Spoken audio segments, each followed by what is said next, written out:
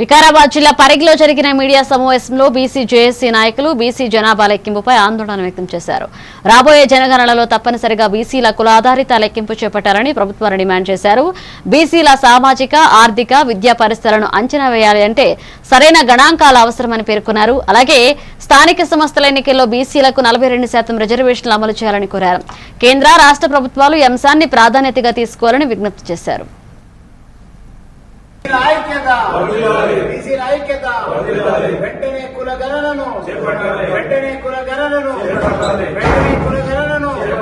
స్వాతంత్రం వచ్చి 76 సంవత్సరాలు అవుతున్నప్పుడు కూడా ఈ యొక్క కేంద్ర ప్రభుత్వం గాని అక్కడ ఉన్నటువంటి రాజకీయ నాయకులు గాని ఈ రోజు వరకు కూడా బీసీలను కులగణన చేయట్లేదు, అంటే లెక్కించడం లేదు.